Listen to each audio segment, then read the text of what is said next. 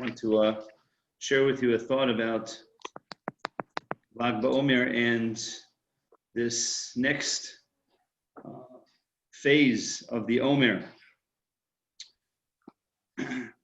Lag BaOmer is described as, it's not exactly a yontif, but it's something that is described in halacha as having ktsas simcha, a little bit of simcha. Let's try to understand. Last night in our Lag BaOmer shir, we addressed a very important question, and that is the question of the Pri. He asks, so what is the simcha of Lag BaOmer? We're told that the Talmidim of Rabbi Kiva stopped dying, and the Pri asks, well, what's the motive now for simcha? They all died. There's no one left. In 24,000 Talmidim, they all died. So there was no one left to die. So what's the simcha over here? So just this year, I came across a very nice explanation on the matter from Rav Baruch Finkel. It's a question that has not really satisfied me. We did address it last night in the Lag BaOmer shir, and addressing it more from the perspective of Rishon Bar Yochai, that there's a tremendous simcha from Rishon Bar Yochai, that as we talk about him coming out of the cave and Rabbi Kiva starting over with his new Talmidim, one of them Rishon Bar Yochai, and he died on the day of Lag BaOmer, revealing many secrets of the Zohar. But strictly speaking, the information that is given to us about the nature of the day, and it's just a little bit of simcha, is that the Talmidim of Rabbi Kiva stopped dying. So the question is, well, there was no one left. We can ask this question in another place as well. The Gra, in discussing Lag BaOmer, so he says that we find, just like there is a simcha when the Talmidim of Rabbi Kiva stopped dying, there is also a simcha on Tu B'Av, the 15th of Av. There are many things that happened on Tu B'Av, on the 15th of Av, which the Gemara discusses. And the Gemara describes as it being a yontif, not a yontif that is forbidden to do work, but a day of happiness. And one of the explanations there is that the entire generation that had sinned with the Meraglim in the Midbar was to die and not enter into Eretz Yisrael anyone between 20 and 60. And over the 40 years, so all of those people, all of those 600,000 had died. And it was on the 15th of Av that death had come to completion. And so it lends to simcha. They stopped dying.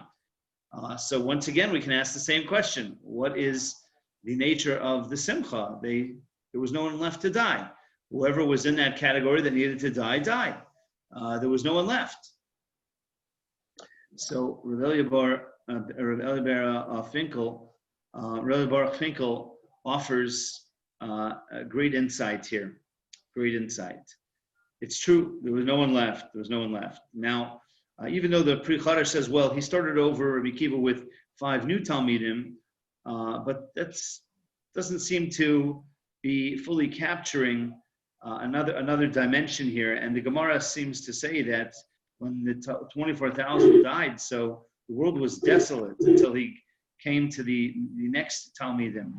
That should be an entirely new phase. So there was no one left to die with. So let's try to understand. He says something very, very important, and it's very important because it helps us understand our times as well. He explains there are certain times where it's a time of din, a time of judgment, where Hashem is sending retribution, where there's punishment, where there's strict judgment and people are under the microscope. During the 33 days from the beginning of the Omer until Lag BaOmer, the Talmidim of Rabbi Kiva died. And it's true, there was no one left. But what changed and what gives to Simcha is that whatever needed to be done was done. And it was done now, it was past. And now a new phase of something which is no longer din. Now it could be a good time, it could be a time of chesed, a time of rachamim. A new phase is now coming. So even though what was relevant to the Talmidim of Rebbe Kiva, they were all gone, and there was no one left to die. But the world really was in a state of din, in a state of strict judgment. And that's not something which is good for anyone. We don't know how this affected other people, but by the fact that they died, and there was such strict justice and punishment going on, holding them to that high standard, so that's not good for anyone. That's not good for the world. Whatever needed to be accomplished was accomplished, and now it's a new phase, and that's past. And now it's a new time. It could be a time of chesed now. That's past. Similarly, in Mitzrayim, so yes, there was no one left to die from that generation that needed to die. But that also meant that there was a change in the manner in which Hashem is conducting himself with us. That phase of judgment was over, and now could begin a time of chesed. It's very important to understand there are certain times of din, of strict judgment, and there are certain times of chesed. And this is the way the world works. When it's a time of strict judgment, so don't play games. You got to be extra careful. You got to be on your best behavior, and you don't have the same level of protection as was before. In a time of chesed, so a person may be doing many dangerous things, but it's a time of chesed, then Hashem will give him protection, but not at a time of din.